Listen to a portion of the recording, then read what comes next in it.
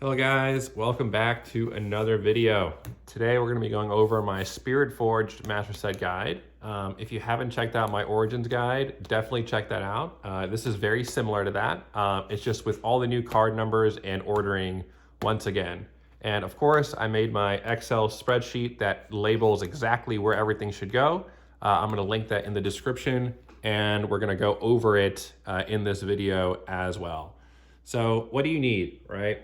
You need one binder with, in my opinion, at least 480 spots. So the Vault X XLs come with 480 spots, 4x3. And that'll give you enough for all foils, for all overnumbereds, all signatures, all non-foils, and also your promos that you want as well. Then I have some dual mat sleeves from Dragon Shield. I like the dual mats because they're black on the inside. So that way when you put them into your binder, they look nice and seamless. We have some exact inner sleeves from Vault-X, and then just some regular penny sleeves that you can get for, I think I bought 1,000 of them for like 15 bucks, right? So super cheap. Now, what do I use all those for? So all the alt arts and above go into the dual mat sleeves to protect them just a little bit more. And everything under that just goes into a penny sleeve on the outer, but they all go into inner sleeves. The inner sleeves are definitely a little bit of overkill. You don't have to get those. I just prefer to do mine inner and outer sleeved so that it keeps them in the best quality for as long as possible, right? Because my intent is to keep all of these. So first off, we got all of our foils. That is rares, epics, commons, and uncommons. So all the foil versions of the commons and uncommons come in this first section, and they're in order by color and number, right? So this is number 1, and then it goes all the way to the end, which I believe is the last card in the set's 280, I think. Maybe I'm making that up. I've got to double check that actually. But yeah, so we got all of our cards here. So these are the cards I have in here right now are not double sleeved because I plan on taking them out. I just put them in here to show you guys for the video. But these are from the Chinese cards that I pulled. For reference, this was about 4 boxes of cards. So 4 boxes of Chinese equates out to about 2 boxes of English. So this is kind of how you would look after 2 boxes of English cards.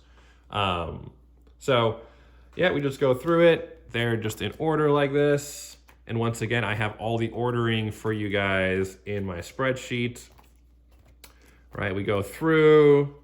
Then eventually we get to our legends and signature spells page. So there's actually, because of Orn, it kind of leaks over to the next page because Orn has 3 signature spells. So he just threw everything off.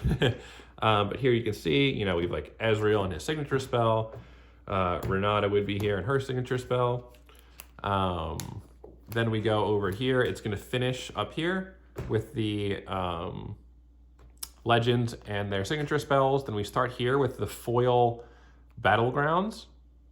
So we have all our foil battlegrounds will go here. I think there's actually maybe 1 or 2 up here as well.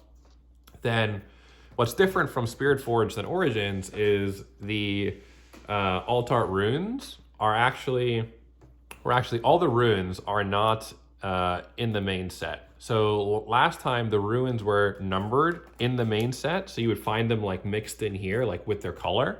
This time they're labeled R01, R02, R03. So these are the alt art versions of those. So like this is R02 with a star, right? Meaning this is their alt art, or not star, with an A. So these are their alt arts, and that will come at the end of the foil battlegrounds. So this spot is blank, but just so that it looks nice, right? Then on this page, we have all our overnumbereds. I only pulled 1, and I'm actually gonna get it graded just because I think the card looks awesome. And it's my first seal that I pull that's overnumbered. So we're just gonna grade this one just for my PC, just because I think the card is cool. But basically, all the overnumbers would go on this page, and the page after this. There are 30 overnumbereds, so you need at least 3 pages. So that would be here, here, and here. Then on this page, we have all our signature spells. If you want to put them in the binder, there's going to be 12 spots for those. So all the signatures would go here if you want them in. Personally, I'm not putting my signatures in my binder. I'm going to get them graded and then display them because I want to look at them. Then over here is where you kind of have the choice. All right, you can either do your non-foils here or your promos. How it works out with this binder in particular is you can have 4 pages of promos and then 11 pages for your non-foil commons and uncommons, right? So personally, what I'm gonna do is after my, what I'm gonna do is I'm gonna do 4 pages of, sorry, not 4 pages, I don't know how that works out. 1, 2, 3, 4 pages for my promos, because I kind of want them to show up first. And then it's going to be all my non-foils afterwards. So you need 11 pages of non-foils, and you can see that in my Excel sheet. You don't have to remember it. But you need 11 pages of non-foils for having the master set of everything. That said, because I'm not doing the signatures in my binder, my foils are actually going to start here, right? So it'll be 1, 2, 3, 4, and then, or 5. I'll have 5 pages for foils, and then all the rest will be for non-foils because you need 11. So now to kind of quickly go over the best way to sleeve cards for our rune. Let's pull this up here. All right, so for like a regular foil, common or uncommon rare, or even epic for me, all I'm gonna do is I'm gonna take an exact sleeve or a perfect fit sleeve, put the card in upside down, right? Then you're gonna take a penny sleeve, put it right side up. That way it's sealed on the inside and the outside. You can see there's still the pringling issue with these cards. I think it actually is worse in set 2 than it is in set 1. So it's a little bit unfortunate. Oh my gosh, where did this one go again? Number 83 goes here, I believe. I'll have to double check that. I didn't, it's in one of these 2 spots. I'm gonna have to look again later. Then for my alt arts, like this Orn, these are, as I said before, they're not sleeved like I want them to be, just because I am going to be taking them all out for English, because I'm not doing a Chinese master set for set 2. So then you put it in upside down in the inner sleeve, like so. And then you take your premium sleeve. As I said, I use Dragon Shield dual mats. And then you put it in here, right side up. Right, now it's black on the background, and it looks a lot more seamless when you put it back into your binder. Just like that. Okay, so that's that for the binder. I'm gonna go over the Excel sheet now, and I'm gonna show you kind of how everything works. Actually, before I do that, just to kind of give you an inkling of why you would want it, right? Because you're not gonna have all the cards done before you start your binder, right? You're gonna start your binder and you're gonna work up to completing it, right? So say you pulled the Sad Poro, forget what this one's called, Lonely Poro, I think. This card's great, love this card. But say you have this card, right?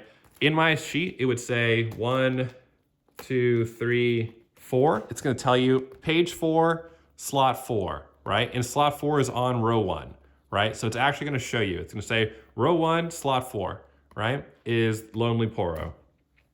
Man, he looks so sad in this picture.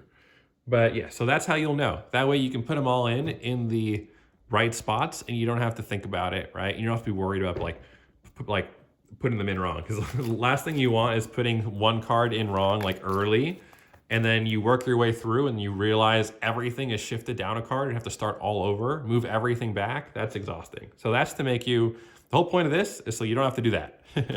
But okay, yeah, let's get into the spreadsheet and I will see you there. All right, so here is the spreadsheet. All right, so to go over it just real quick, as you can see here, it goes section by section, exactly where all the cards should be by their card number. Right, so we have section 1. This is all foils, right? You can go through, see all the numbers. The alt arts like this one have an A at the end of it, so you see 028A. This means this card is the alt art of 28. It goes next to it. Then we go all the way down. This is all of these. Then the R's are the alt arts of the runes, so you can see those here. This is blank. This is the one blank spot on this page. And then we have all the showcases, which are these cards. These are the overnumbered. Then we have the showcase signatures, which are the signatures. There's only 12 of these. And then we have all the foils here. So once again, you could go foils here or 4 pages of promos and then foil, or sorry, you can go the non-foils here, or you can do the promos here and then non-foils. But the key is you need at least 11 pages for the non-foils. Which leaves you with 4 pages of promos. That's unless you take out the signatures, then you'll have 5 pages for promos, which is more than enough because you'll probably only need about 3 or 4. 4 should for sure be enough. But yeah, and then here you can see as well at the end, we have the tokens in the non-foil section, TO1 through TO3, and then we have the runes R01 through R06 are on this last page. All right, so that's that. Pretty simple. I think this is the most intuitive layout for me, so I hope you guys find it the same way. And then lastly, this is one you can use if you'd like to. It's our checklist. Basically, this goes through every single card, and then you can track them as you get them, right? So say you get, all of these cards, you can track them by like highlighting them, um, in green. Say like, I got these. That way, when you are trading and buying cards to complete your master set, you don't have to keep going back to your binder. You can just reference this checklist, and you can see what you have and what you don't have. And this has all of the cards here as well as their page numbers for you to track. They're just laid out a little bit differently. All right, well, that's that. I hope you guys enjoyed the video. I'm looking forward to Spiritforged.